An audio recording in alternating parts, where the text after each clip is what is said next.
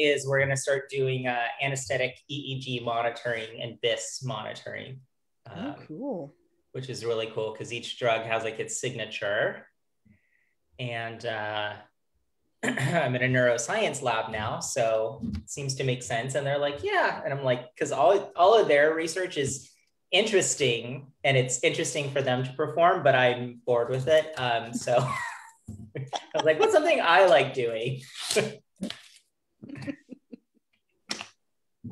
All right. Well, hello, everyone. Thank you guys for joining today. And I'm so glad to have all of you guys here with us. I'm Beth from VTNE Prep, and I have some really great guests with us today. So we have Stephen Cital with us today, once again. And then we have Megan Brashear, Jeff Backus, Dave Cowan, and hopefully joining us a little bit later, we'll have David Liss. And so I'm just gonna go around roundtable and have all of them introduce themselves for us and give a little bit about themselves, and we'll kind of go from there. So I'll start with Stephen, since he was our last sharing a little bit about what he's doing actually at work. So go ahead and start for us, David. Hey everyone. I'm sorry, Stephen. Oh, David, Stephen, whatever. I apparently answer to whatever. Yeah. Hey everyone, I'm Stephen. I'm an RVT in California, and I am currently and hopefully forever going to be at Stanford, which is an academic setting, so Stanford University. And lab manager with Daniela Lopez, who I see is on here also, which is awesome. And we do just awesome basic research to find out the to discover and explain the fundamental physiological processes that we then turn into therapeutic approaches for different conditions. That's it? That's all you got? Oh my gosh, You know there's more. Exactly. Previously, I have worked in industry as well, full-time in industry, meaning I've worked for a manufacturer of a product that we buy and sell in veterinary hospitals. And I also have a background in exotic medicine, whether it's per diem at different zoos, and then certainly, started in the GP clinic and specialty clinics like many of us are still in today. And then just to stay not unbored, I can't find my words right now, but I also lead a number of different organizations. And one of them is the pretty popular Veterinary Anesthesia Nerds, which is a very active, fun Facebook group page. Great. That was just the smallest I've ever heard you say anything. So awesome. Thanks, Stephen. Megan, I will let you take the lead next. All right. Tell us a little bit about you. So my name is Megan, and currently I'm the small animal veterinary nursing manager at Purdue University in the middle of Indiana. So working in an academic teaching hospital. I've been here for almost 3 years, and I feel like this is what my career has been building to. I've spent the last 20 years working in emergency critical care in a couple different specialty hospitals. I've done some online training. I've worked as a hospital administrator, managed various teams, but always kind of went back to the teaching and training side. So I super love it. I get to do a little bit of everything, get to do some classroom teaching, get to do some hospital floor work, get to go down in the basement and work in the labs, hands-on labs with the students, as well as doing a lot of management and training in that sphere as well. And I'm also currently the president of the Academy of Veterinary Emergency and Critical Care Technicians and Nurses. So have some very active members here that we'll hear from next, but just, super happy to be involved in as much as I can be with this profession. Awesome. Yes. No, I'm sure we'll hear quite a bit. And I know I'll be asking you more about VEX and stuff too, and kind of your role as well as that. And then, of course, I know we have some other members as well to kind of chat a little bit too. So Jeff, you want to give us a little bit about what you are doing and have done as well? Sure. Like Stephen, I'm a RVT in California. Just relocated back here. I'm originally from here, got licensed here in 2009, but was an assistant for 14 years before that. And moved out to Grafton, Massachusetts about 4 years ago to work at Tufts University in the ER and ICU there. And just relocated home November of last year to start working for the ASPCA Animal Poison Control Center. So I work remotely now, which I didn't really think ever could be done as a veterinary technician, but I do work from home, and it's fabulous, although I am starting to kind of miss coworkers a little bit. And outside of that, I'm the current president of the California RVT Association. And then my other professional hobby, if you will, is late 2019 founded and co-host the Vet Tech Cafe podcast with probably who we'll introduce next, Dave Cowan. And that's been a lot of fun. We've talked to Beth, we've talked to Stephen, Liz is in here, Joe is in here, many people in this room we've had on as guests and just talk about different things in veterinary medicine. So super cool. But yeah, I think that's about it. Awesome. Yeah.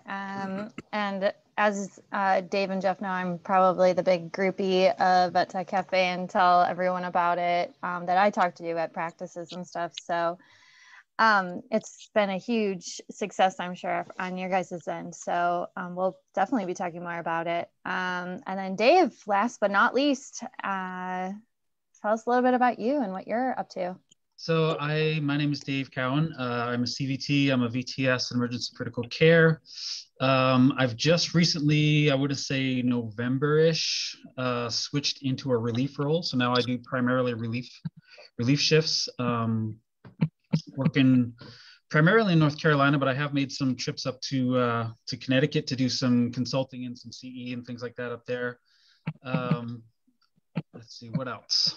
I was a teacher for about a year and a half and realized that I didn't like that much and kind of moved into this role. Also, as Jeff mentioned, I co-host the Vet Tech Cafe with him, and that's been such a huge, great relief for us to actually just have something that's not in a clinic that we get to like talk about and talk to other people and talk with these great people that you see here today. That's about it. That's what I do. Great. Yeah. And your guys' relief work is going really well. I actually know a couple people in that relief work, and it's been a huge success in that area and stuff like that too. So yeah, you guys are doing fabulous, and I know it's going to continue growing. So it's great. I hope so. Yeah, you guys are doing awesome. So yeah, this has just been something that I've really wanted to do for quite some time, is just kind of get your guys' perspective too, from thinking back when you guys first started as technicians and wanting to branch out from outside of practice, and you know, what you wanted to do in regards to, you know, lecturing at conferences or even getting into publishing things, and what it took for you guys in order to do those things, or getting involved in organizations and stuff like that for these new students who are just starting out. When we were there, we didn't necessarily have always that person to direct us in those ways. And so now, hopefully, as our generation, I don't like to say that we're older technicians, but more seasoned technicians. how can we help them, right? We're old. It's okay. But how can we, get them to that level, to really encourage them, and because it can be scary, right? And even though they may see Stephen get up and just kind of talk about whatever on stage and make it look really amazing, or David Liss get on stage and he does a lecture, and I know Dave has mentioned even on some podcasts of when he gave a lecture about giving a lecture, right? And it, it was really great. I remember that. And but I know that we have gotten up on the stage or even in a classroom and we go, wow, that was really painful. So, or, how Dave, you've mentioned too, that you were teaching and you said, that you had to get out of it because you felt like you were monotone. It was just not for you anymore. So do you guys remember back to when you guys first started out of lecturing or something and it was painful in your eyes, or you felt like you really had to work at it, or was it just natural? I know Stephen might say it was natural. No. I can start that one since I spoke. The very first time I lectured, and before we even get there, first of all, there's so many things that you guys, especially if you're new to the industry, new to the clinic setting at all, there's so much more for you guys to experience and learn and love and fall in love with before like trying to, speak and do all these crazy things. Cause that's for like us burnt out people and like our older people, right? Enjoy teching. First of all, enjoy teching because it is a lot of fun, and you're going to need that when you start speaking in a professional setting. You're going to need these stories and these experiences to pull from. But the first time I ended up speaking was at the AZVT conference, the Association of Zoo Veterinary Technician conference, and that was in 2009. And I had done a paper on, or a poster actually, on local nerve blocks in non-human primates. And so I was presenting that research to this AZVT conference, and I was nervous as hell because not only was it my first lecture, but it's like an 1.5 hour long lecture, which was a little bit longer than standard lectures, which are about 50 minutes. And thankfully the AZVT board put together these awesome speaker bags for all the presenters. And they included like those little bottles of wine. And one of the board members was at the table with me and she was like, just drink it. If you're nervous, just drink the whole bottle. So I drank this whole little bottle of wine before I went up and lectured. And I'm kind of a lightweight because I actually don't drink a lot. And I was like, definitely halfway through the lecture, I was like, oh, wow, I'm feeling this, but I am relaxed. And I didn't even care at that point. That was my experience. And it was fun and exciting all at the same time. And what I learned from that, and then I kept going with, was just be yourself. When you're trying to be like super uptight and like, I'm going to stand here and I have to like speak in a very professional tone and voice the whole time. Like that is so boring. Like we have been dealing with that our whole educational careers. We've been dealing with that from all these damn like Zooms and webinars that we've been doing for the past 1.5 years, right? Like that's the last thing we want. So be yourself, have fun with it, and draw from your personal experiences and get a lot of personal experience and clinical experience beforehand. Yeah, I would say too, kind of along what Stephen was saying, was throughout the time when you're, in your career building up, that kind of database, if you will, to build from, find your nerd, find what it is in your day-to-day job that you gravitate to, and don't be afraid to become the resource or the resident nerd, if you will, about it. If it's eyes, if it's teeth, if it's skin, if it's whatever it is, find what you really enjoy during your day and just go for it. Read everything you can about it. Become the authority about it. And then, you know, if you decide to specialize down the road or whatever path you take, then you know kind of the direction you want to go, and that helps a ton to kind of give you some direction on which way you go. Because as a veterinary technician, I mean, how many specialty academies are there now? 17? Something along those lines, close to it.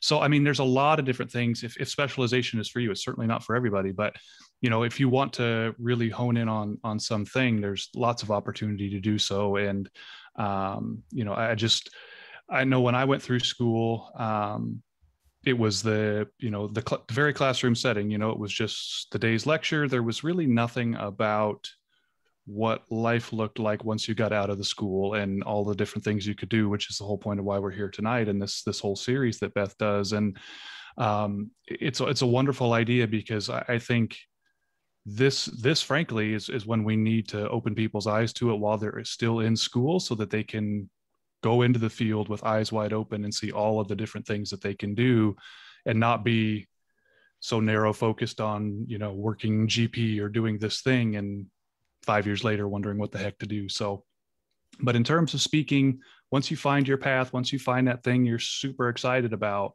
then, you know, the more you read about it, the more you write about it, the more you talk about it, some of those other opportunities just kind of start to follow. Yeah. And I think, you know, don't feel like you have to do everything right away. One of the best pieces of advice I can give anybody is to just not expect too much from yourself right away. I remember my first job was insane. There was just a ton going on and I had no idea what I was doing. I graduated and walked straight into specialty ER, and they put me on a swing shift, and I had no clue what was happening for probably 2 years of my life. And I would go home and cry, because I would work with these amazing technicians who could place a catheter in anything, and they could anticipate doctors' needs, and they knew what was happening all the time. And I just felt lost. And, but it was okay, because nobody graduates and knows everything. And so realize that there are lots of steps that you take to get to the point where you know everything, just like there are lots of steps that you take to get anywhere in your career. So if you decide I want to start speaking, start small. I called the hospitals that used to refer to us and said, hey, I'm a super triage nerd and I want to help you guys be more comfortable when emergencies come in. And so I would just go on their lunch hours and for free, just talk to them about how to recognize an emergency and then what to do about it. And I did that for probably 3 years before it moved on to the next step. And then I started doing things like, you know, on a city level, and then started doing things on a state level. And it probably took 5 years of kind of doing small things before other opportunities started to open up. So there's plenty of time. You have plenty of time in your life, plenty of time in your career to learn all of the things, to learn how to do all of the things. And so just, you know, make sure that you're not expecting too much of yourself and getting really frustrated that, hey, I've been at this for 5 years and I'm not at the top of my game yet. That it takes time to learn and practice and do. And I found a lot that even when I was teaching, I had some students that would say, I want to graduate and then get my VTS. And I'm like, slow down, slow down. Let's focus on getting some skills and go stepwise instead of, I mean, it's great to have those lofty aspirations, but to know, like, while you're still in school, that I'm going to get a VTS and this and do all these things. You know, how many of us have had our career paths change over the course of the year just because what we thought we wanted at one point is not what we ended up doing? Because, I mean, I started out in GP and now here I am in ER primarily, and never thought that's where I was going to end up. So, you know, it's great to have aspirations, but don't get so set in a concrete path that you can't deviate from it, because it's gonna limit you, really. And then in terms of speaking, you know, kind of like what Megan said, that I would talk to my clinic, like talk to the people that I worked with and give them like little impromptu CEs, because that was comfortable. You know, they looked up to me to say, okay, you're going for your VTS, you got some knowledge, you kind of know what you're talking about more than we do, and kind of use them as my audience. And then as I branched out to get into bigger and bigger things, I just went back to talking to the people that I worked with and put it in that perspective, and that made things a lot easier. That's a really, really great point, Dave. Giving those lectures, especially to the people that you work with, and doing in-house CE is really important, and building that comfortability with them, and that there's not very many natural born lecturers, or people that actually can speak in public, that you really have to build that muscle, essentially, right? So that's perfect to do that. And like Megan said, to really go out then in public and try to build that too, versus then just going to a big conference at, VEX or, these bigger conferences and having to down a bottle of wine or just these tiny bottles of wine, right? That kind of thing. So we do have David Liss here. So if David wants to weigh in as well, David, give us a little bit of the rundown of who you are for those who may not know who you are, and then maybe weigh in on what your thoughts are. Hi, everybody. Sorry, I'm on audio tonight. Apologies, but thanks, Beth Ann, for putting this together. And welcome, everybody. You've got a superstar, rock star lineup of people. So I'm really kind of honored and humbled to be on this panel. My name is David. I am an RVT out here in California. I'm a VTS as well, and I've worked in emergency and specialty for a long time. And then about 8 years ago, my career, about 10 or so, shifted. I was the director of a technician program for many years that I set up, and then I kind of reinvented myself, as it were, and moved into management. So I was a hospital manager, and I'm now a regional operations director. I assume that we're chatting about speaking, which is on so many people's mind. Every single thing that's already been said is 100% right on. The one thing that I would add is on top of practicing and doing in-house CEs and starting local is present a case report. So it doesn't matter what kind of practice you work in. When you find, and to be honest, guys, it doesn't have to be the craziest, funkiest thing. It can be a really well done, well researched, basic straight up case, a crazy tooth extraction or a proptosed eye or a C-section or a lymphoma or whatever the heck it is. And almost every major conference now does them. VMX, IVEX, AHA, AVMA, and it's free to kind of sign up to present the case. You have to get yourself to the conference. But I will say, I don't know about the rest of the panelists, but that's how I started. I had a crazy case. I thought it was like an Addison's sick thing, but it probably was more like a septic, I don't even remember at this point what it was, something that had 15 IV pumps hooked up to it. And I submitted it to IVEX and it got accepted. This is in 2006, I think, 2007, and got accepted. And so I presented it, and the director of the conference at the time, Leslie Carter, asked me to speak the next year. And I was like, you are kidding. Like, what are you talking about? And I think she gave me 2 or 3 lectures. And from there, it turned into, do you want to speak for a full day at IVEX the next year? And it just kind of snowballed. So it's a fantastic way. And it's kind of like talent scouting. You get scouted. All of the conference organizers attend those case reports. And I would say many times the people that present at those case reports that do a great job are asked to speak at the conference next year. So welcome, everybody, and looking forward to having a great rest of the panel. Awesome. Thank you, David.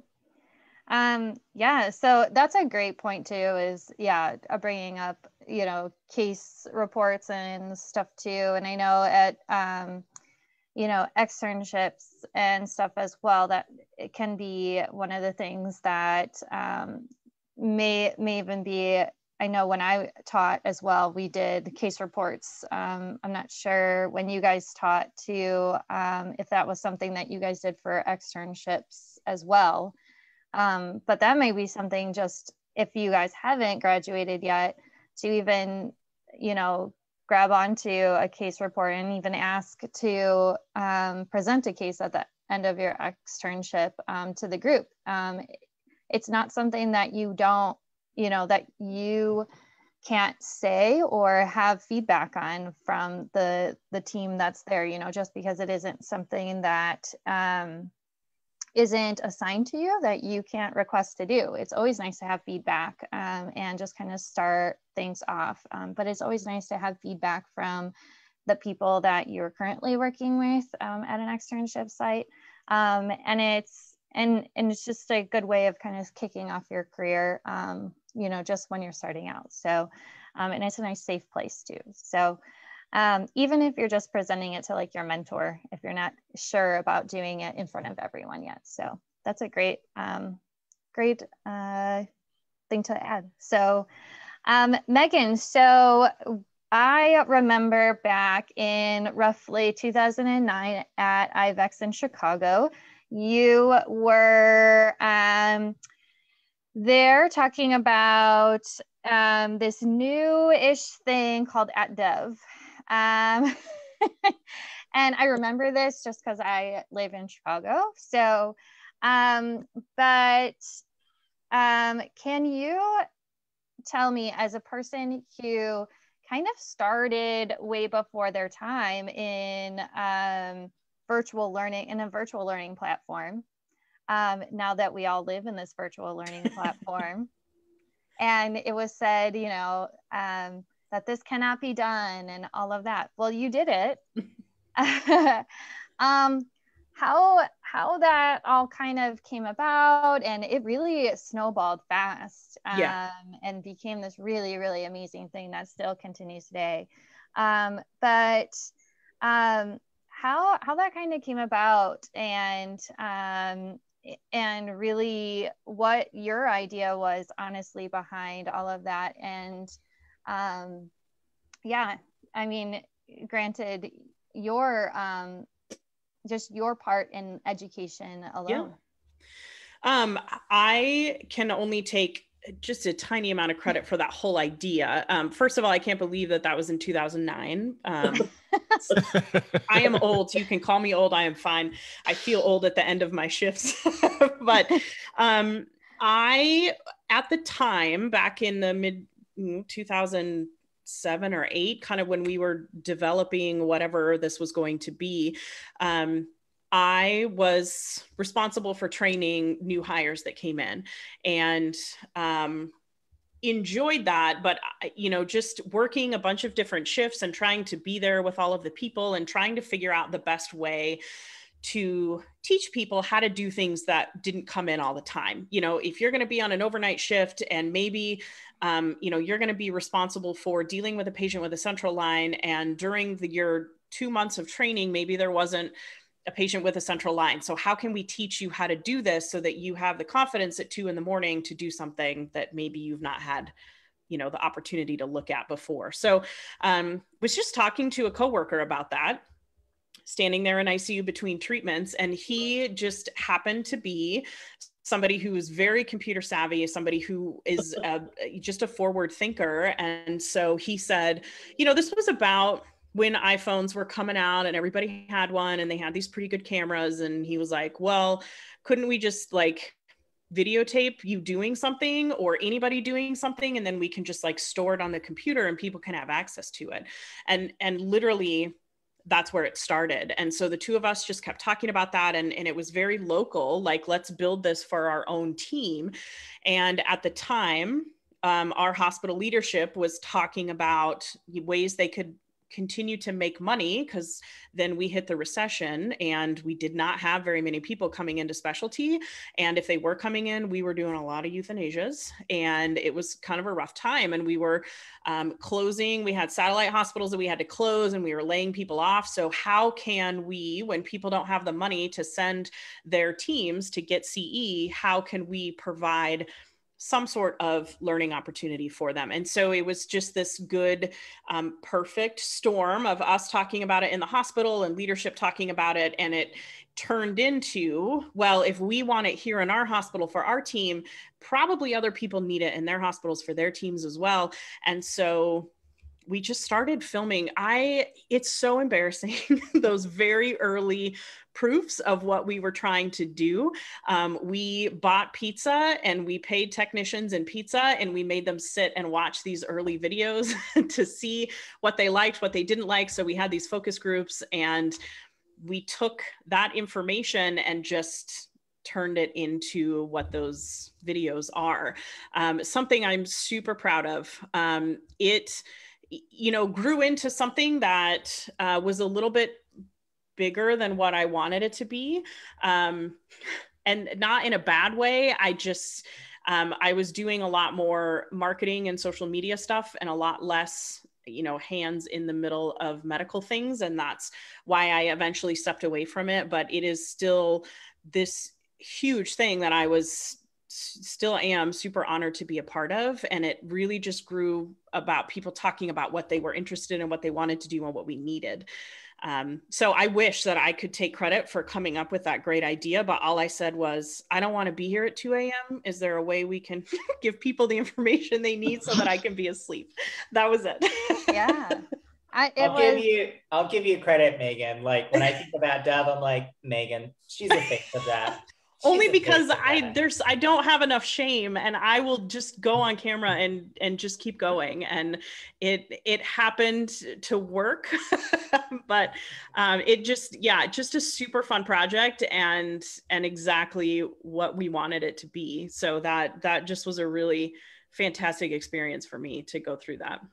I mean, I made you famous at the schools I taught at because, again, I just call you Megan Brashear. And so I'm like, all right, now we're going to watch Megan Brashear do this. And so not only was it perfect for, and as you know, like hospitals, but just for teaching aspects everywhere of the fact that, we could show students how to do something a million times and then them do it or attempt to do it, and then they watch it again and again and again. So it was just brilliant of an idea, whoever decided to think of it. But you put yourself, like you said, in front of the camera many times to do that. So it was amazing. And my take home from that for anybody is to just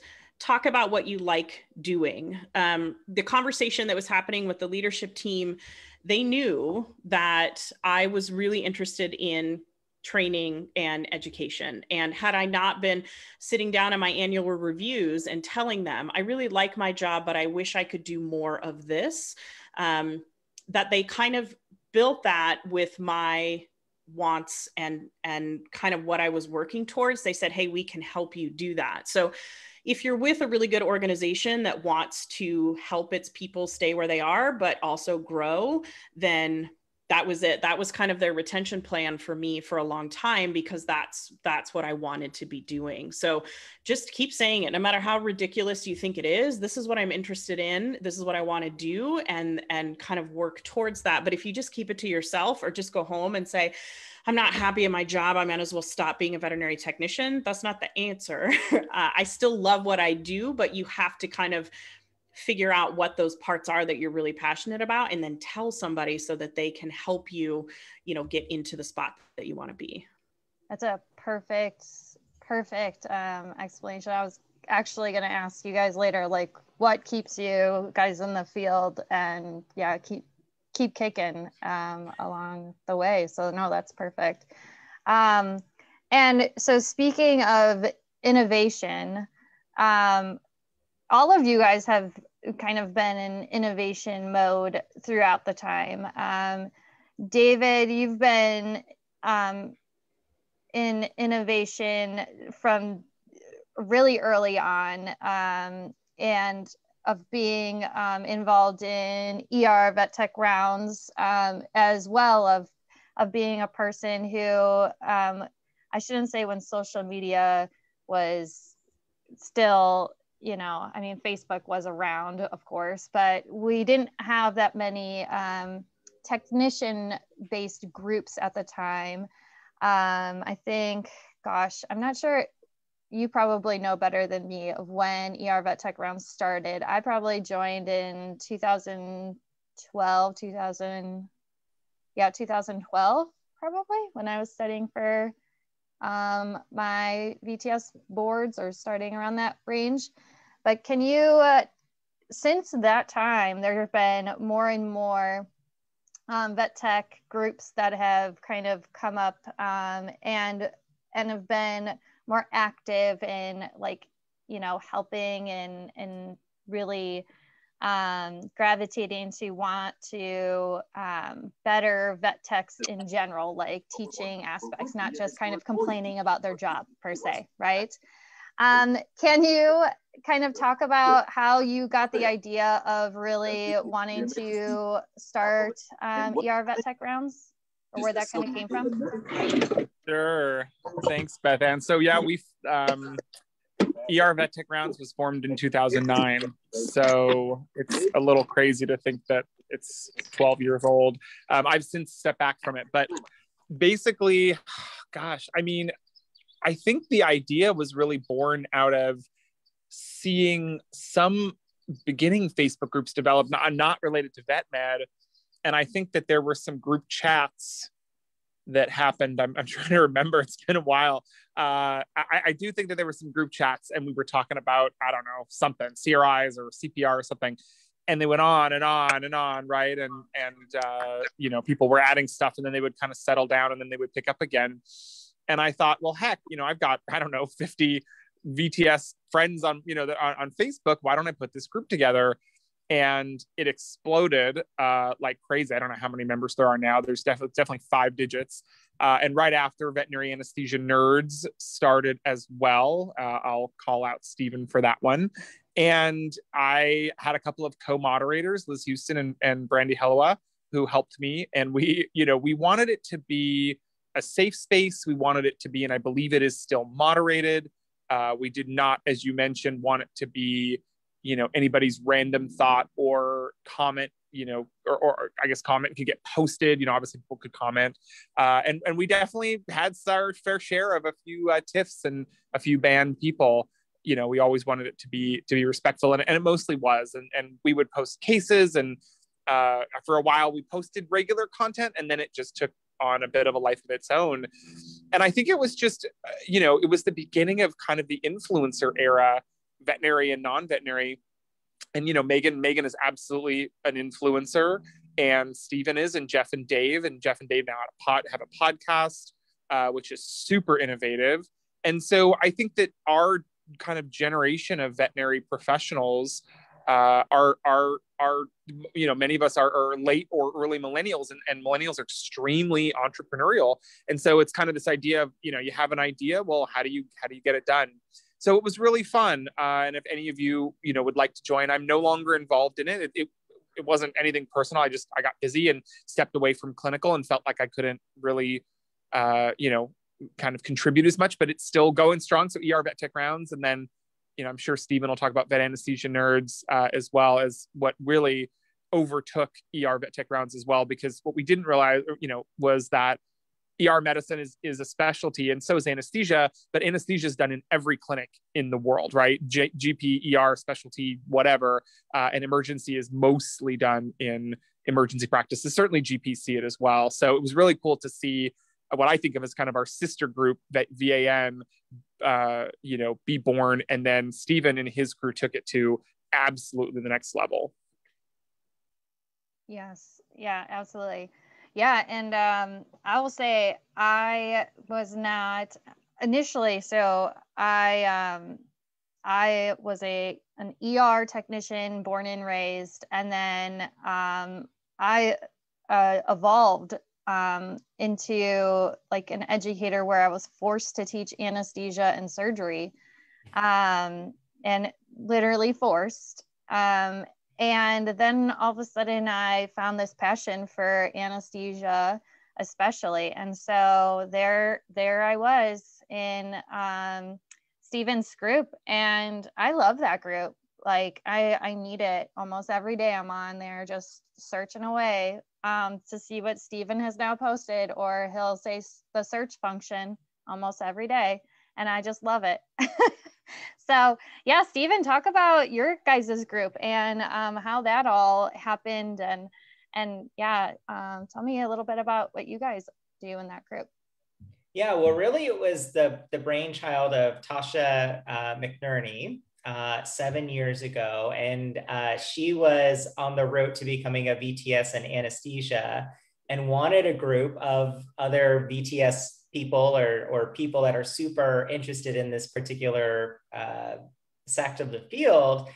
And it started out small. I mean, there's a couple dozen people in there, then it was 200, and today we're over 50,000 people, which is crazy. And yes, I often say, please use a search function, because wrangling 50,000 people with only 3 moderators can be quite exhausting sometimes, but it's super fun. I think we've done some awesome things. We've had a very successful conference with it, which has been awesome. I never ever thought, one, that I would be a veterinary technician, but two, that I would be running veterinary conferences. I mean, albeit they're small because we want them intimate. We want people to be able to talk with each other and the speakers and whatnot. But, you know, we've turned it into a conference, and we have swag, and we have some big plans for like an updated anesthesia nerd book, which I think a lot of people would be really keen to have. So it's really, really fun. And before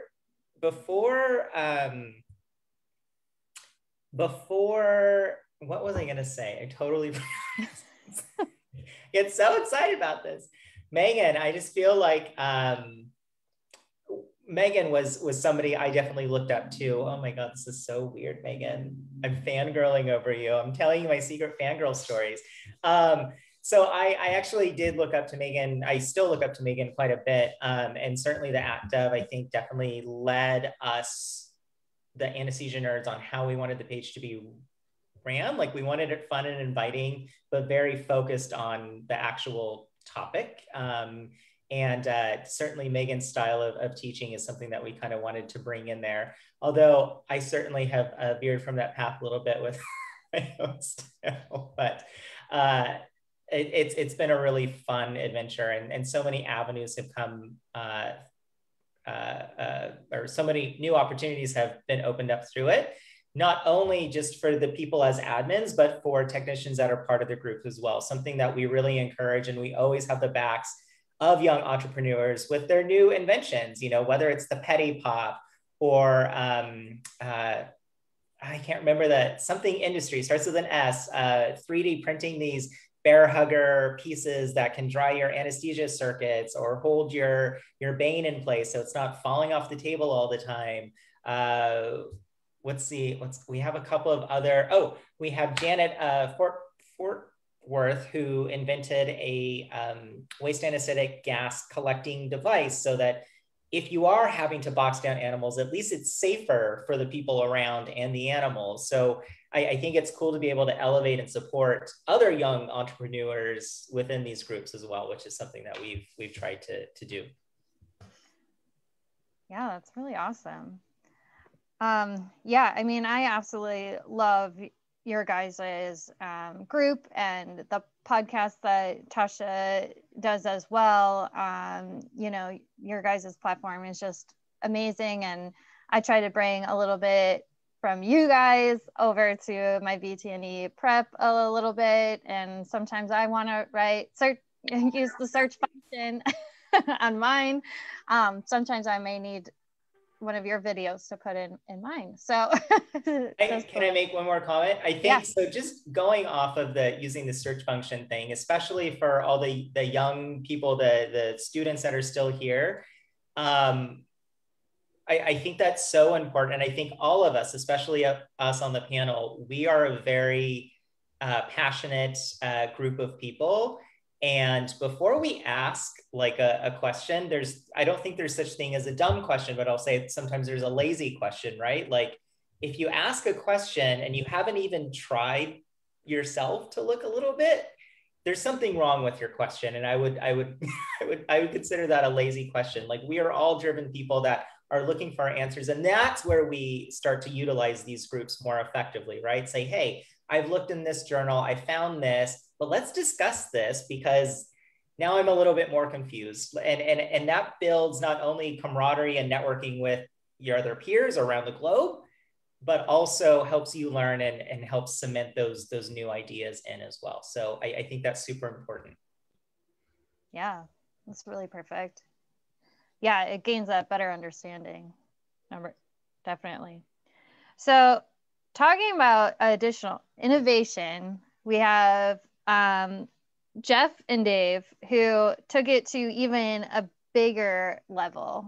And I think we've heard, I hate to make you guys talk additionally about how this came about of the birth of Vet Tech Cafe, because I know it's brought up probably 8 million times of Not that of how you guys came up with the idea. But in case anyone has not heard of the story or heard of you guys in general of Vet Tech Cafe, give us a rundown of where and how this all came about of Vet Tech Cafe. Go ahead, Dave. Well, all started in 2019 at IVEX in DC, and we had this little Airbnb, this Airbnb that we had that was like, it was inside this guy's basement. We had to walk through his kitchen to get to it, and we had to tiptoe in and be real quiet when we were coming home because we were out till 10, 11 o'clock at night. Not super or late. 3 in the morning. Or 3 in the morning, yeah. And then we were just trying to figure out, like, we both weren't really happy where we were. Him working in his clinic, me working in my clinic. We were thinking there's got to be something else that we can do, and thinking about other avenues, kind of like what we're talking about tonight, is all these different other avenues that are available that just doesn't seem to be, I don't know, for lack of a better term, out in the ether. Like it's not as widely known, all these things. And we're like, well, we know all these people that we could probably talk to. Like, we know Steven, we know David, we know all the other VTSs that we've worked with that have gone on to do different things. And we said, why don't we figure out a way to kind of bring that out into the limelight? And I forget who brought it up, but one of us said, there's no real podcast for technicians. There's plenty of podcasts that we've listened to that are all clinical based, that are all veterinary based, but nothing that really focused on us as the technicians and what we do in our day-to-day, kind of getting away from, like, how do you place a catheter? How do you deal with the central line? How do you deal with chest tubes? All that stuff.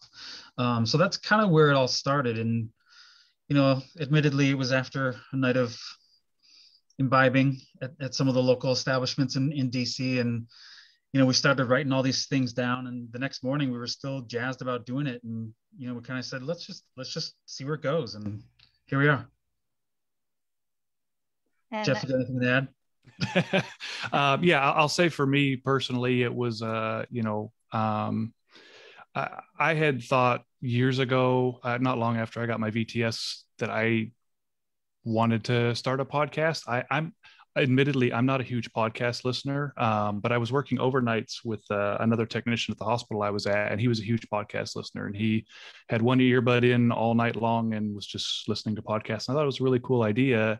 And I kind of at the time had thought, well, maybe I could do something clinical, and I'm not very technologically savvy. So I thought about it for a hot minute and then just kind of shelved it. And, thought about it from time to time, but I didn't really know how to put a podcast together. So I never really acted on it. And then Dave and I got talking that night, and, the next morning, like Dave said, we were like, yeah, let's do this. And we kept talking about it over the weeks and came up with a name and a format and all of that. And I'll say terrible.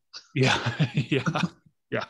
And I'll say for me, it was kind of born out of necessity, because I was for sure burned out in my job and burned out in my career, and was honestly looking for a way out of it. My wife was in vet school, and so I knew I was kind of in my situation there for a little while longer. And I will say I'm very now fulfilled in my new job, but that last year or so that I was at Tufts, this podcast was for sure 100% of my professional satisfaction, talking to all of these people who were so passionate about whatever field it is we're talking about. If it was Steven in lab animal, or if it was David in management, or Liz in you know, all the different things we've talked. She's been on a couple times. Yeah. And so, but talking to these people that were still so passionate about what it is that they're doing was actually really rejuvenating and reinvigorating, and was really, really, really important for me. And so that's kind of the direction we've taken it.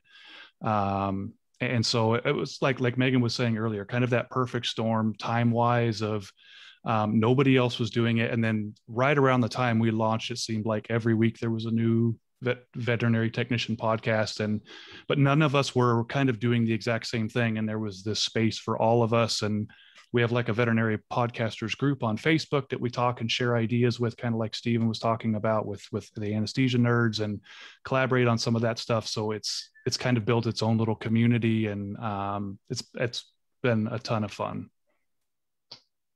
No, that's great. And I mean, I remember when your guys' first episodes came out, it was like the perfect time, honestly, for me. I had just started a new job where I was traveling all the time. And so it was perfect when I was driving that I'd have episodes to listen to. And so it was great that, you know, I say that I'm your guys's, you know, groupie and everything, but it was great to be able to hear just what everyone's doing in the field and know that I'm not alone in my thoughts on certain things, or you know, how certain people who you may think that are on top of their game right now, where their struggles were at some part in their career, and hear it come from them. So it's been so eye-opening. And how David said earlier that it's been so innovative that you guys have been able to do this, and it's really opened the gates for other people to kind of come in and say, wow, I can really do something different in this field that's not just going to work every day at my clinic, and that I can do extra or something different that can be fulfilling.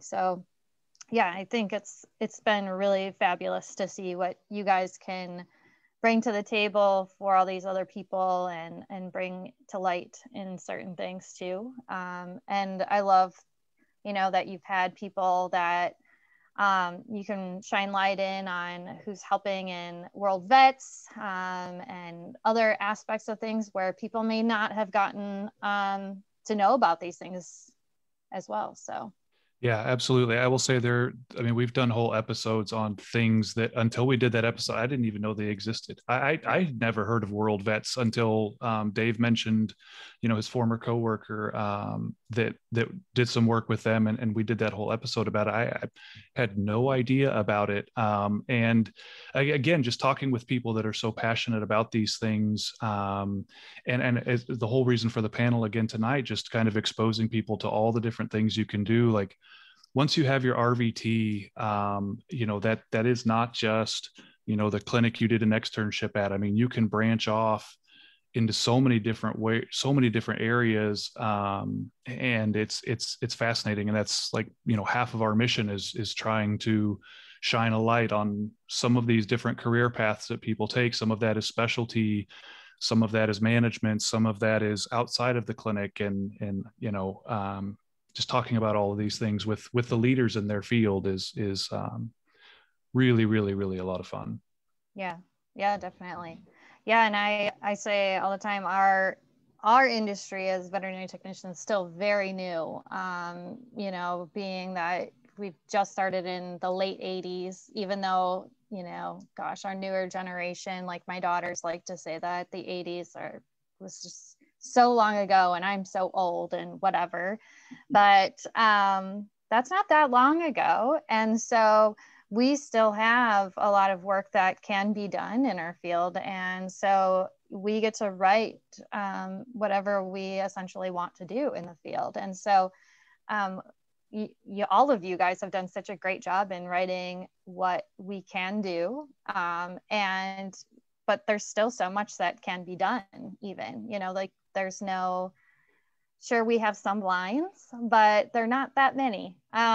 So we really can continue to kind of spread our wings even more. So I really, yeah, it's great that you guys really shed some light to all of that. And yeah, I love it all. So, so Stephen, it's enjoyable to like Google someone's name, especially when it's Stephen Cital. Oh God.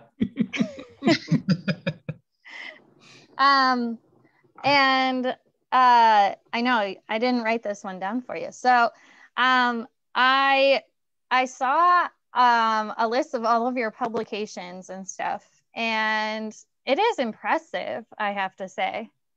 And so, granted, I know that you probably know of me, that's probably one of the biggest things in my life that probably holds me back is I'm afraid to write a thing. And so that probably would be for many people too, is writing, not only speaking, but writing. So, but not only have you done publications, speaking arrangements, consulting other places and stuff too, you've created medical devices, from what I saw. Yes. Yeah. Yes. So how do you find the time to do all of this stuff? Well, I mean, I did see exactly like how you find the time, because you took 10 minutes to get ready for this event. But how do you do all of this stuff and still have work-life balance? Well, I'm not sure I know what the latter thing is, but I will say as far as innovation, so we've talked about innovation from creating different groups on social media pages to podcasts, which are amazing educational opportunities. But I think we have all been in the clinic and just needed something a little bit different than something we had, something that just didn't exist at all. And so my example was a blood filter that wasn't the Hemonate filters, which I don't like to use for blood transfusions, and something that I could put on a syringe pump. So I was like, I'm going to sketch this out of what I would love to have. And there are actually multiple companies, you guys, that would take your idea and make a prototype of it. And they do little focus groups. And if it goes well, they will make it. And so I have the Cital flow from Practivet, so dumb. But Cital, I was trying to make it sound like cytology, but it's still my name in there because I'm not going to have kids. So I'm like, there, mom, you get a blood filter. You don't get a grandchild. But I loved it. Yeah, I mean, really, it's just out of necessity, right? Like I needed this thing, and from there have created other things. I mean, a lot of things are used in research, so a lot of clinics won't use them, but these companies like Practivet, like Mila, will create your idea. But this is the important part, and I learned this the hard way the first couple of times. When you are going to create a product, I think it's very important to spend that $300, $500, especially if it has a chance of going somewhere, and contact a lawyer so that you can be involved with owning this particular product and having money come in perpetuity. As long as that product is being sold, you get royalties off of this thing. You guys, your idea is worth money, and these companies that are making these products for you and selling them, they are making a ton of money off of you. And as we all know, we're not paid the best in this particular part of the industry. So this is your opportunity to have some extra cash come in. So if you come up with an idea, please feel free to contact me, and I'm happy to help you walk through this thing because I learned the hard way. But protect your idea and grow your idea, but just make sure you can still own it, and somebody else doesn't take advantage of that. No, that. Yeah, I saw that, and I'm like, I didn't know that he is an inventor too. I mean, that's also cool because you can put that on your resume. Oh, I invented this. I mean, really, I put a bunch of different pieces together that already existed, but hey, it's 10% difference, a new invention. Yeah. No, I think that was great. But yeah, and then your publications are just endless. You have a book that I think just came out as well, or recently came out, I should say. I think in the next couple of months, because COVID kind of pushed things back for printing, unfortunately, and they unfortunately, but yes. Yeah. So I mean, it is just endless, the things that you are doing. So what are your suggestions to people who want to get into publications? And I know some of you guys have done publications too, so I'll ask all of you guys. Yeah, I think all of us have had something, or like 8 or 10 or 20 things published. So right. So first, I think we kind of need to understand there's different levels of publishing, right? There's publishing for peer-reviewed journals. I know David certainly has a couple of studies out that are very relevant to our industry, what we actually do and how we're paid for it. So there's peer-reviewed publications, which are more scientific, right? You do a study, you analyze the results, and then you publish them, and then you have your peers judge them, and that can be really, really tough sometimes. You want to hear a lot of no's and a lot of critique. We'll get a peer review publication, so that's really fun. And then there's publication in the sense of doing articles or even blogs for that matter. They can be a little bit more casual. And they're not necessarily peer reviewed, but it's a great way to get a message out quickly, and that can be in print or online. And then there's publishing in the sense of like textbooks, right? And this is where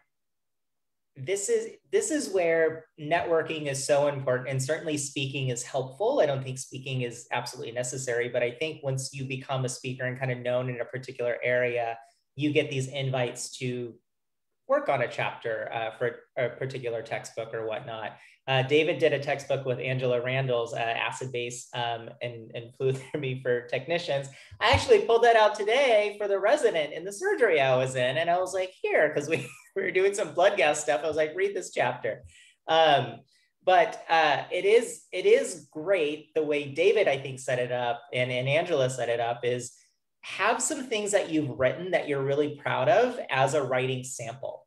And even if you're not necessarily invited, you can approach publications like Today's Veterinary Practice or Today's Veterinary Nurse and stuff like that and say, hey, here's a writing sample. Hey, would you be interested in this kind of article? You can put yourself out there that way, and they'll say yes or no. Just, again, always be prepared for no's. You're going to get a lot of them. It's okay. Learn to brush off. But that is something that you can do pretty easily nowadays. And then the other interesting thing, especially in this digital world, is you can monetize that now. So there is a website called Hub Pages, and you can write these articles, and it sounds kind of gross, and it can be a lot of work, a lot of extra work, depending on how aggressive you get with it. But you can find advertisers for this article, and as your article circles the internet, you're making money off of it because these advertisers are paying you money just to have their ad on your particular article. So you can do that even without a formal publisher, a formal contract with a magazine or a journal or a book publisher.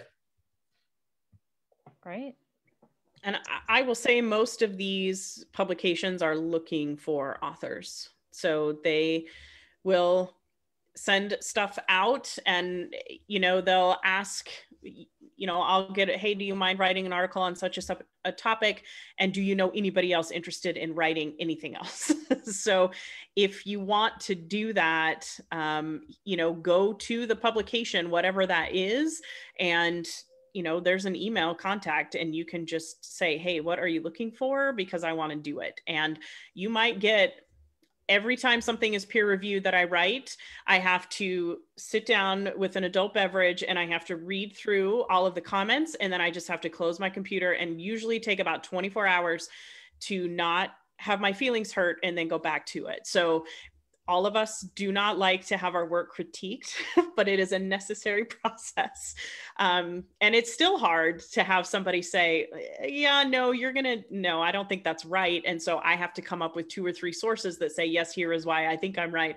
But it's just something that you do and you get better at it. But all of these publications are really looking for authors to write. So that is a great opportunity to kind of get into more of this, getting involved and getting more opportunity, because the more you do, the more people are going to recognize you, and then it's going to come back tenfold in more requests. Great. Anyone else have anything to add on publication? Everyone's favorite. Yeah, I mean, I've definitely reviewed, which is kind of the funny part. I don't mind reviewing. And what's funny about the writing thing is I'm sure Megan and David and Jeff and other David, Dave and David, that's what I'll say, once you start like publishing things, publishers will actually ask you to review a proposal for a new book coming out, which is kind of interesting and fun, because then you're like, ooh, I'm in the know on what's going to possibly come out next. And then oftentimes they will either pay you a small little fee, or they will pay you in books. And so I always take the pay me with books because I love books, which is really exciting. And then I just wanted to mention this too, depending on the publication, you can expect to be paid or not be paid. A lot of times for textbooks and certainly peer-reviewed papers like scientific articles, it's more about CV credit and not CE credit, CV, something to put on your resume, professional recognition, that kind of thing. So not everyone or not every publication is necessarily going to provide a monetary incentive. Yeah, that's a really good point to add in there, that, yeah, they're not all paid. So keeping that in mind is very important as well. And conferences, depending on conferences as well, speaking events are not all necessarily paid, depending on how large certain speaking engagements and stuff may be. Can I push back on that, Beth? I'm going to push back on that for a second. So here's the other thing. Other than all of you buying a business book, I think we should all buy a business book on how businesses run, because this is a part where technicians get screwed all the time, and I'm a little bit over it. Do not go and speak at a conference that has 200 people or more and not get paid for it. Just don't do it. You should be paid for your time. You should be paid for your efforts that you're doing. Maybe you're not making $1,000 or something like that, but you should be paid at least a few $100s for your presentation. What ends up happening, and I'll just tell the truth. What ends up happening at these conferences as well is you'll have 2 different levels. You'll have a pay structure for veterinarians and you'll have a pay structure for veterinary technicians. That is bullshit, and we need to get over that.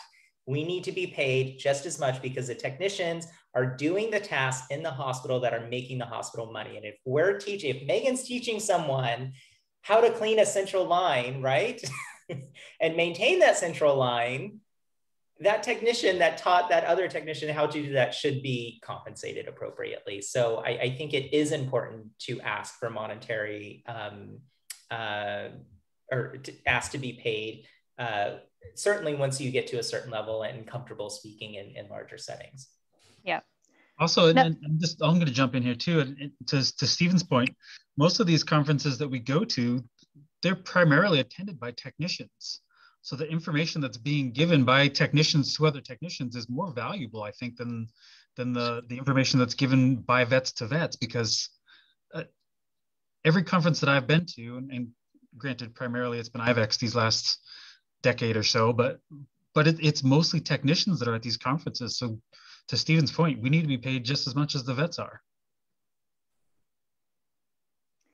No, yeah, I agree on that level. I guess my point was that if you're doing the smaller events, or if like a webinar type of bit or something to that effect. Sorry, an animal hair in my face. So in that case, but I agree with you, Stephen, was that yes, if you're going to a conference that is a state conference or above, that kind of deal, and they're paying, you know, your doctors that are there and everyone else, they should be paying the technicians that are lecturing just the, you know, just as the same. So I have not run into that ever when I was lecturing. And they've always been very generous, at least. But who knows, I could be getting snowed and but yes, usually, Melody, just so that you know, you were signing a contract when you are lecturing at these, so that it's not a matter of that they don't remember or whatnot to not pay you. So you do receive a check after you are done speaking and whatnot. So yes, you get paid that way. Most of the time too, you should be compensated as well, or I like to be compensated to actually go to the conference, or if they will pay for your travel and all of that too, which would be nice. So that should hopefully be included if you're able to do that. So great. But I love that, Stephen, that you said, yes, that is BS. We should be paid as well. Megan, I know you brought up as well that you are the president for the Academy for our Academy for, VEX. And so can you explain, and I know that Jeff, you're also on the exam committee too, for the last 3 years, I want to say, maybe longer. I was, and then I moved to the credentialing committee, and then I handed that over to Dave. Oh, yeah. Got it. Yeah, we both have. Yeah. Got it. So, yeah, so kind of talking to you guys, and then I'm sure all of you have been in organizations altogether. What would you say to all of these guys in the importance of getting involved with organizations when they are becoming technicians, and even currently as they move through their career? Yeah, it is really important for us to get involved with both our state and any sort of national or international organizations, just in order to kind of help move the profession forward. It's hard to, I think, fully grasp what your state organization might do for you, what NAVTA might do for you, when you get into a specialty academy, you have to be a member in order to keep your credentials. But being involved with that just continues to help build the profession. For the AVECTN, which is the Academy of Veterinary Emergency and Critical Care Technicians and Nurses, we are an international group, and in the UK, they are referred to as veterinary nurses. So, just trying to get all of us together to kind of help move our academy forward, help to keep the standards of our specialty high, help to, it takes a lot of work to read through all of those applications. So that's what Dave chairs, the committee that is going through every single application and making decisions and, looking through all of their CE credits and making sure that they're legitimate so we can move these things forward. And then, the group of leaders, we're getting together every month and just talking about what we need to be doing to just keep this intact and kind of future proof it, how to attract more members, how to keep our current members engaged. All of that just takes time and money, and that's what your dues pay for, is to have the opportunity to think about where our profession is going, where we want it to go, where we need it to go, and we cannot do that without membership. So it can add up. If you're a member of your state and your national and your specialty organization, plus paying for your license. I would say, you know, I'm also a member of VEX, which is the Veterinary Emergency and Critical Care Society, that all of my dues are almost $400 a year. But your hospital should pay for those. They pay for veterinarians to be members of all of these organizations, so they should pay for you to do it. But it is important because your money does go towards bettering our entire profession. So I want everyone else to join in too and talk about it, because I do think it's something that's really important. You know, Jeff is the president of the California RVT Association. Like, everybody needs to get involved. Yeah, I would say absolutely. And I was recruited on to carve to the California RVT Association by David Liss, maybe like 8 years ago. Stephen was on the board with me for a while.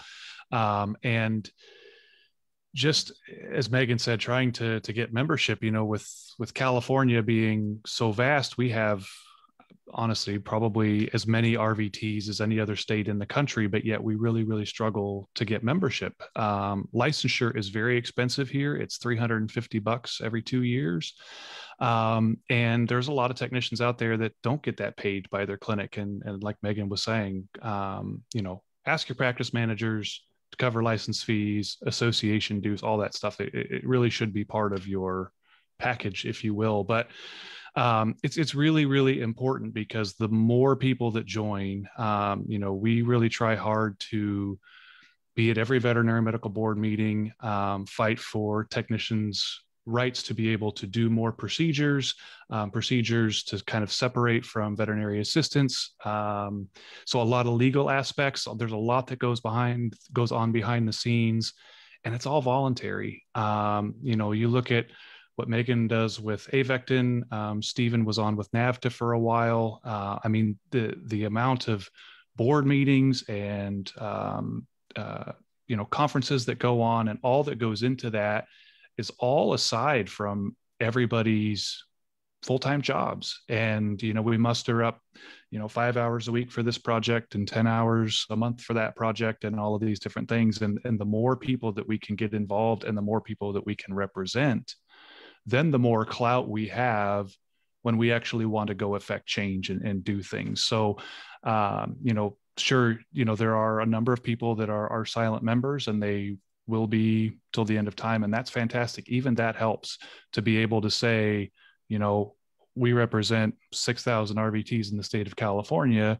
When we go to a veterinary medical board meeting, sounds way better than we represent 300 RVTs, or, you know, maybe 5% of the RVTs in the state. So those kinds of things are really important, not only to be members, but join a committee, you know, get involved, go to, you know, when they have local conferences, they usually have like a general membership meeting, attend that, see what they're, you know, what they're up to, what they're working on, find out what their benefits are. Like, I think there's a ton of our members that have no idea what our benefits are. And I think have really, really great benefits for a pretty low membership annual fee. So all of that stuff, kind of putting all that together, you know, it certainly adds up, but it really, really, really is important to be involved in that and have an understanding of what is actually going on in your profession. I think that just kind of helps keep you engaged.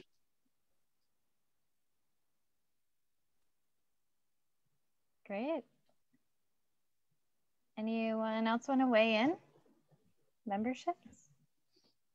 I just think, you know, kind of touching on what they said is there's volume, there's power in numbers. And like Jeff said, if you've got representation of 5% of your state's RVTs, it doesn't hold any weight. And, you know, I used to live up in New Hampshire where we had a very small population of CVTs. And I think we had maybe 250 members, and probably only about 500 members in the state. So, you know, we had 50% membership, which is great. And it gave us a lot more weight to go to boards for changes and saying, you know, these are things that we need and these are who we represent. I think that was really important for us to have that kind of membership volume. And kind of going back to what some of the earlier topics, your local VTA, your state VTA is a great opportunity for publishing, you can write for their digital newsletter, you can write a blurb, you can, ask to do a webinar or ask to speak at a local conference. Like that's kind of where we all started, or many of us probably started, is local VTA type of events. And again, membership is what drives that, having people to attend those, and also people to help have their dues and have the funds available to put things like that on. So kind of just all drives the engine.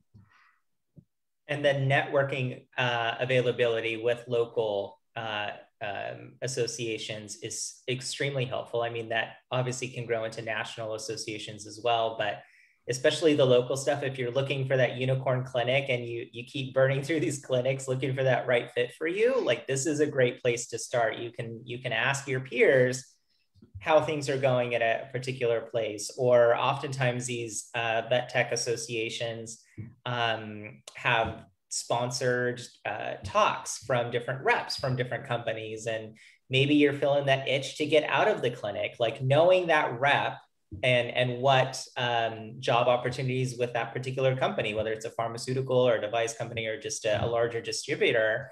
Those are really good contacts to have, and they all came from similar places, and keep these contacts because, even in that industry, there's relatively high turnover, but there's that opportunity for turnover because all these different people that you can contact and say, hey, are you guys hiring? Hey, I've been wanting to explore this. I'm thinking of Heidi Masson, who's an Aratana rep, or was an Aratana rep in my area, has helped me so much on the business side of things, which is really important for us to consider. So yeah, the networking opportunities with these associations, I think, is worth the weight in gold that you're paying for the membership dues. Yeah, VetMed is really a small community for as many people as there are in it, and as many different things as you can do. Everybody to some degree knows somebody that might be helpful with what you're looking for, and networking at these kinds of things is huge. Yeah. That's also my pitch for everybody to leave every job on a good note, because veterinary medicine is small, and I joke that it is a small and incestuous world. Everybody knows everybody else. So no matter how angry you are when you leave a job, leave it with a smile, because you're going to come around in 5 years and have to work next to that person. Yeah. So just keep it civil. All of us, not every practice is going to be your dream job, and that's okay, but just leave it with a smile and move on to your next thing. Because you're going to see these people again, I guarantee it. And social media for that matter too. Yes. Yeah. I can't tell you how many ridiculous conversations I've seen in some of these groups, and I'll comment now. I'm like, now I know who not to hire. Like that's literally what I'll comment on these threads. So be careful. Like be careful with the silly things that you post and say on social media also. Yeah. That's a good thing to bring up. Actually, I had a question on that, of how you guys would approach social media, or what your recommendations are for those who live in social media world right now, as this generation comes in. And as I mentioned, I have children who are that age that want to get into social media. That's not happening, but right.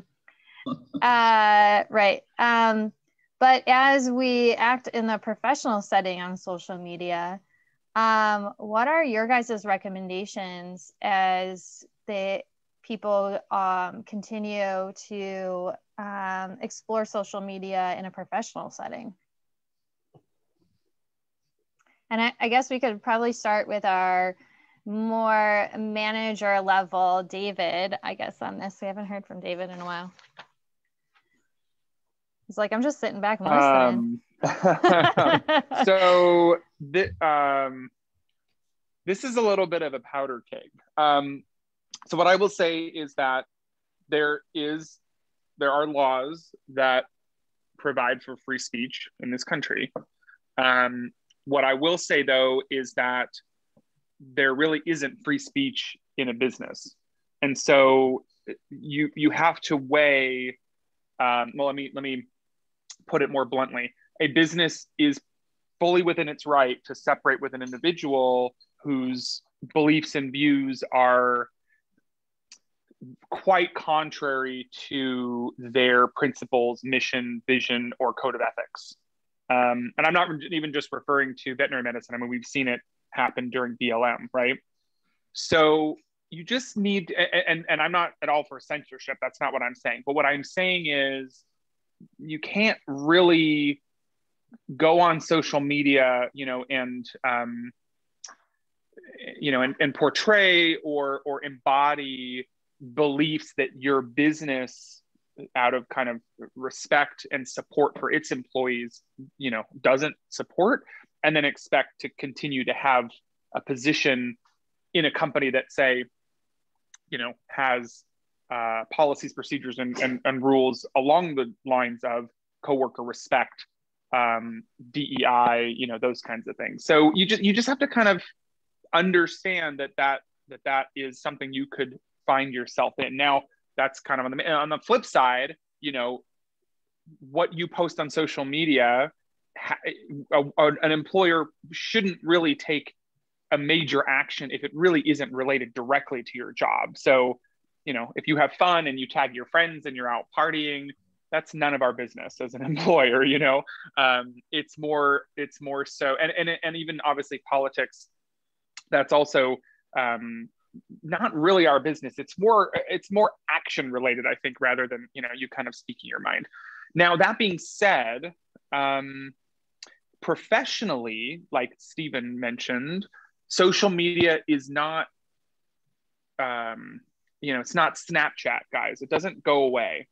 Stuff that you post or comment on or reference or do will stay with you. And the career, the profession, the path you've chosen, in some ways has, I shouldn't say in some ways, it does have, there is a NAVTA code of ethics. There is a veterinary technician oath and a code of ethics. So if you're kind of a horrible person, you don't really have a place in our profession.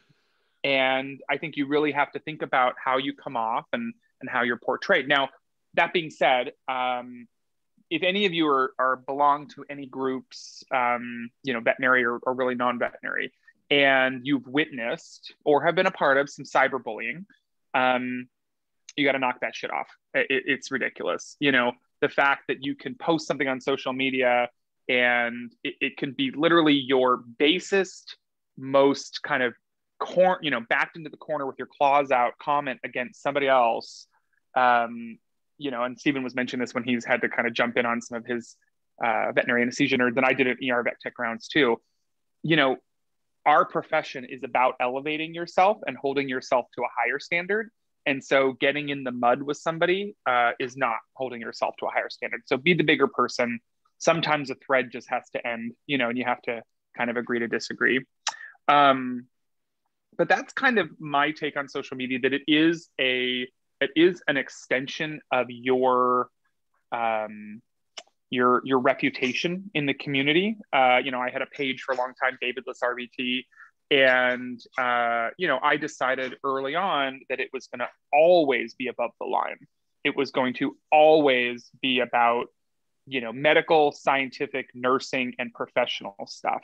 And that's the content that I posted. And, I hope it was very engaging. So you have to kind of know that your personal and professional life as a professional is blended. It's, if you have RVT after your name, or VTS or CVT or LVT or whatever, you're really not ever separate from that. You really always need to embody the spirit of what those credentials mean. And so it does mean kind of getting out of the snake pit and thinking about what you post and where you post it and how it's posted and the context in which it's posted. And so that those would be some words of advice to you, that it really doesn't behoove you to have, say, a third party, whoever it is, a friend or a colleague or another person in the group, look at your post and think, ooh, I wouldn't have posted that. You got to think about it from that external lens. So social media is completely ingrained kind of in our lives now. And I think it's extremely useful for the profession. And it has been. It's created some great conversations. It's created some great learning. There's been really amazing things that have spawned out of it. But it can also be a real weapon of mass destruction. And it can be used to alienate people. It can be used to bully people. It can be used to hide behind that shroud of digital ones and zeros. And that's not what our profession is about. Our profession is collegial. It's about holding each other up. It's about supporting each other. It's about high-fiving each other. It's about teaching each other when we don't know. It's about raising each other up when we're kind of falling down. And social media has that kind of double-edged sword to it. So be careful, be watchful, be above the line. That's my take on social media. Perfect. Yeah, that's great. Yeah, and I've had to do pretty much the same thing, like how Stephen said too in his group, and I'm sure in your vet tech rounds, I'm sure they have to do every once in a while of letting people go out of the group when it gets really bad in certain individuals, and just say, I hope this is a learning experience for you, that you can't act this way, especially in my group that it comes to students acting this way. I do let them know that this group, like how Megan said, and all of you said, this is I think Jeff said too, this is a small community. And so you may meet this person again. And so they will remember your name. They will remember who you are. And that's not going to be pleasant experience. And so who knows, like you might want to try to make that a better situation later. So for VTNE prep, it's we rise by lifting others. And so I live by that for our group. And I hope that all of them live by that too. And the people that are in there, all the CBTs or VTSs in there, I know that those guys are in there for that reason, to lift all of those guys up. And my peer-to-peer mentors, as I say, they do the exact same for me as we have gone through. So yeah, I mean, I totally appreciate it. What do you guys also say, just kind of finishing up with social media as well? Any last thoughts or recommendations for social media? I would just say that with social media is like you have this big megaphone that everyone can hear. And no matter what you say, if it's good, bad, the other, somebody's going to hear it. And if it's something that you don't want other people to hear you saying or doing, probably shouldn't put it out there.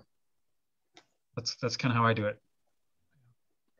And I used to always tell my students in this field, treat your reputation like gold. As Megan said, like you're going to see people at some point during your career, you're going to have to interact with other people. Certainly be who you are, be proud of who you are, and support what you support. But, certainly there are consequences that come with that from time to time, but just your reputation will precede you. And, you just have to be mindful of that. Yeah. Just be more positive.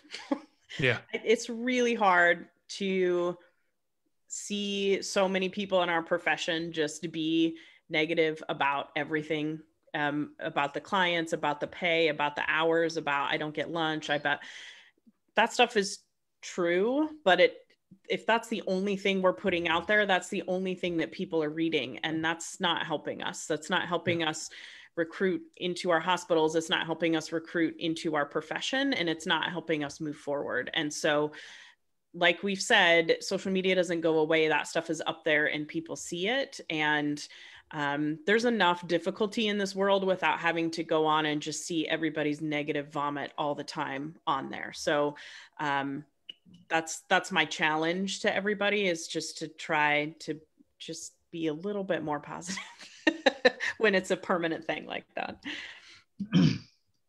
Yeah. And some people, I certainly think, Megan, are trying to use social media as therapy, like it's therapeutic, like they're venting, but I don't really want to hear your vent. You know, some days it's funny, you know, sometimes, you know, Tasha will say, all right, I'm venting today. So I'm prepared, right? I can engage or not engage. And she'll post something funny. But if you're one of those people that's just constantly like, oh my God, this work was sucked, or work sucked, or, you know, we had another, it's just, it's exhausting for everyone involved. Yeah. And I mean, yeah, that's when you post a picture of your dog, because then everyone will like it, and then you'll get your little serotonin buzz from social media, and you'll be good, and you'll be exactly good. Just, you don't have to say, you don't, every day you don't have to say something about your job. My dog is amazing, that's all I post. Your Instagram is literally like what is, oh God, I can't remember it now. It's mostly your dog's Elliot. name. It's like mostly Elliot or something, right? Yeah, because it's true, because it's just mostly going to be my dog, because that is what's happy in my life. So here you go. Yeah, and it's impossible to convey tone in social media. You could be a very sarcastic person, and maybe even like your circle that you're conversing with, like they know you're coming from a funny place. There's probably, especially in some of these groups, there are tens of thousands of people that maybe don't know you as well. They just think you're a jerk. Because that's all they, yeah. You know, there's no way to know. So just keep that in the back of your mind. Yeah, there are like at least 10,000 people that think I'm an awful human being, especially on the anesthesia nerds with the like, please use the search function. I'm pretty blunt and straightforward. Like, I'm not trying to be mean, but you certainly can't read tone. And I think hopefully you all know me now and know my sassiness, my personality, like you won't take it offensively, but I can come up, I am not everyone's cup of tea. And yes, you definitely need to be mindful how you approach things. And even when you put like a smiley face or LOL, like I'm a nervous laugher, so I like type with an LOL. And I was ripped the other day by this lady. She's like, it's no worse than when you put LOL after something, and like totally berated me. I'm like, I'm just trying to soften the tone. I'm sorry. I don't know. I'm sorry. I'm just gonna go to bed now. But I personally love your videos, so you just keep doing them. So, I thank you guys so much for joining us today. And personally, this has been just a joy. And like I said, I have been waiting so long to be able to do this with all of you guys. And, share this with all of our students. I think they'll be able to follow in all of your guys' footsteps as they continue down this path and pass their VTNE, number one. And then number two, just get some experience, and hopefully they won't be afraid to come up to you guys at conferences and introduce themselves. That's also important, and just network with you guys. Absolutely. There's nobody in this field that is above networking. Absolutely. If you ever see myself, I'm sure the other panelists would say the same thing. Please come say hello. Yeah. And Jeff always wears a bow tie, so. Yes. Bald and bow tie, it's usually me. Yeah. So thank you guys again so much for joining us today. It was such a pleasure to have you all. And thank you again, Stephen. It's always nice having you on for multiple rounds. So you're my frequent flyer on here. So thanks, Beth. Yes, thank you, David, for joining. And I appreciate you jumping on as well. And it's great to have you guys as my first time people for a webinar. So thank you guys, and hopefully we'll talk soon. Thanks everyone for coming in late at night. Get some rest, you East Coasters. Take care. Thanks, everybody. Bye, guys. Bye. Bye-bye.